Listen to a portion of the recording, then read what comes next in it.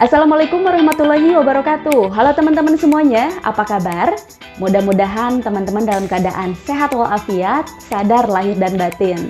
Oke teman-teman, hari ini saya akan ngajak teman-teman untuk berpetualang lagi nih, berbagi pengalaman. Dan kebetulan pengalaman ini sudah saya buktikan dan sering banget saya praktekkan.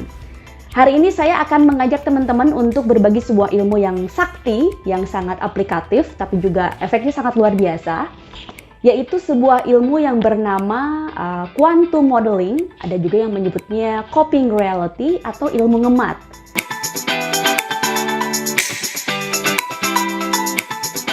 Teman-teman, untuk teman-teman yang sudah menonton video saya yang berjudul Bangkit dari Trauma Perkosaan, di situ ada satu cuplikan atau ada satu bagian dalam kehidupan saya di mana waktu itu saya nggak cantik lah ya, secara fisik itu saya kotor, saya kumel, saya juga pemalu, saya nggak percaya diri, saya nggak ekspresif. Ternyata dalam waktu 3 hari aja, saya sudah berubah menjadi seseorang yang penuh percaya diri, sangat percaya diri sekali, ekspresif.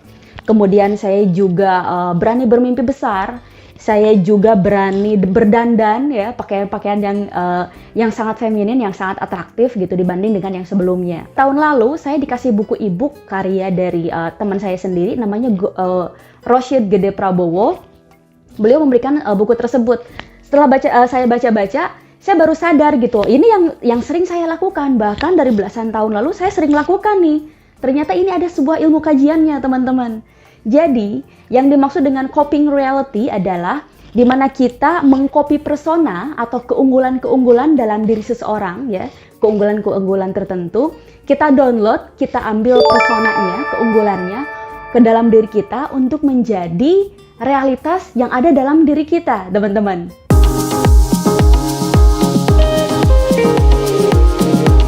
Teman-teman, kita semua punya potensi untuk menjadi orang sukses, untuk menjadi pengusaha sukses, pebisnis sukses, kemudian menjadi orang yang berani berbicara di depan umum, menjadi sosok yang tidak penakut, menjadi sosok yang sangat percaya diri, menjadi sosok yang pembelajar yang baik, pembelajar yang cepat gitu.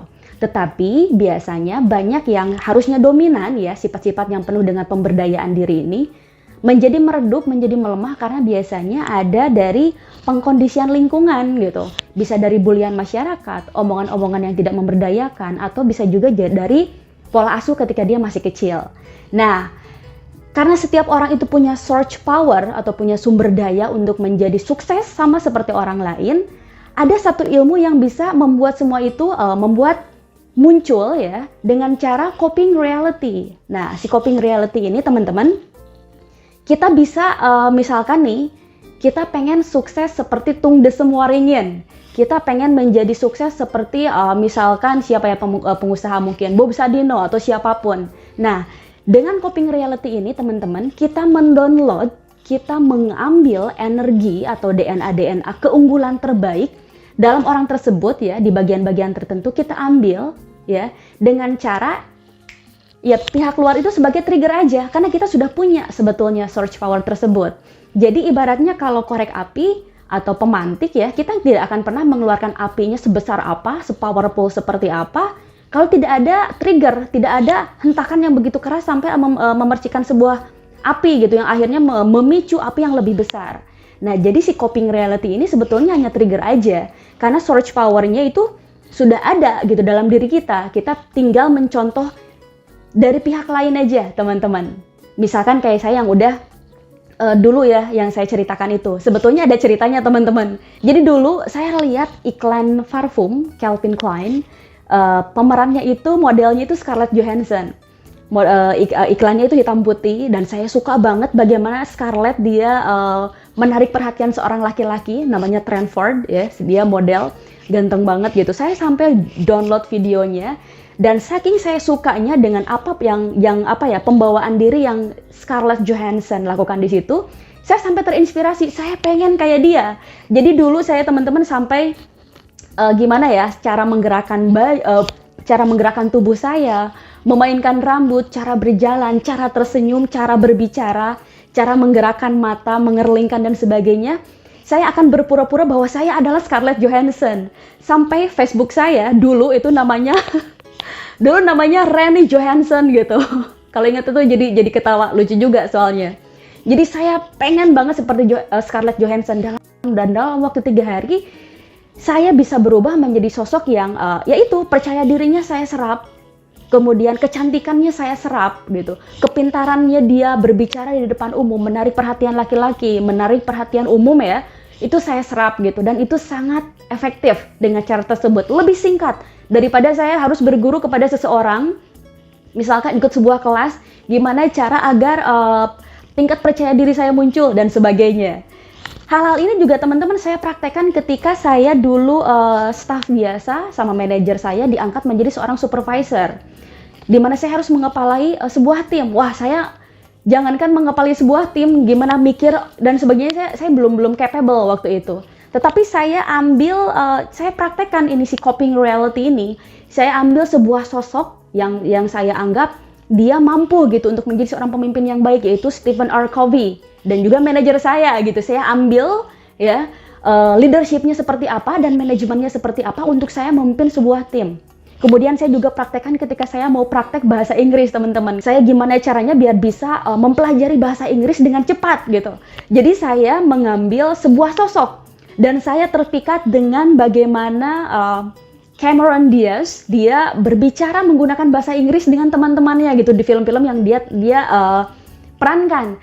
Jadi saya belajar bagaimana berbicara dalam bahasa Inggris pakai teknik coping reality.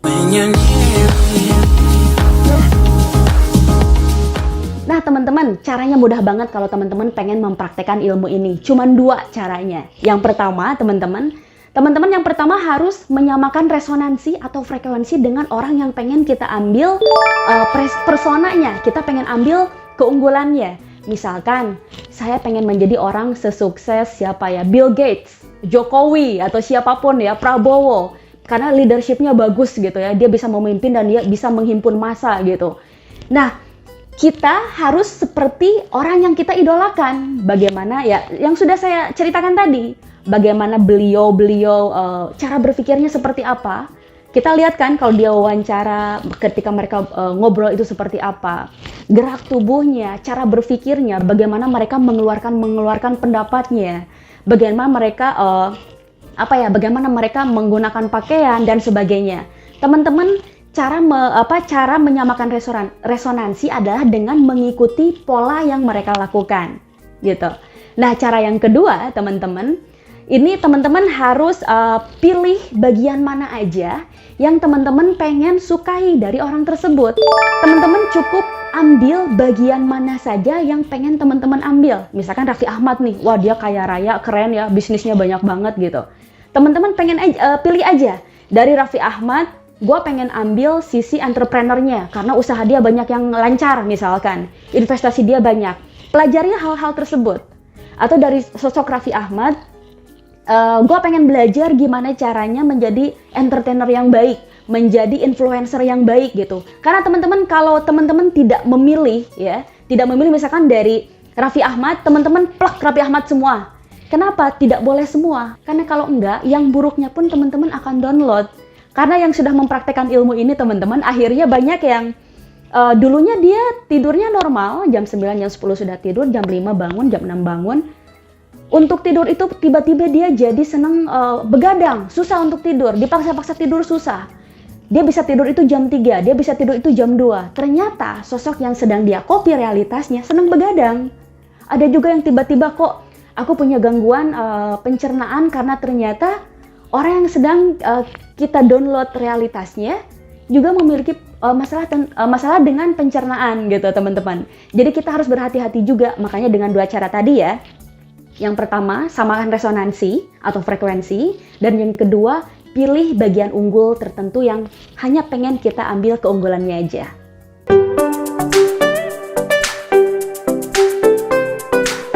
Sebetulnya kalau harus saya jelaskan ilmu coping reality ini secara penjabarannya itu panjang banget. Teman-teman, saya bisa jabarin mungkin dari segi spiritual, dari segi agama, dari segi sains. Itu banyak banget penjelasannya dan bisa dibuktikan kebenarannya.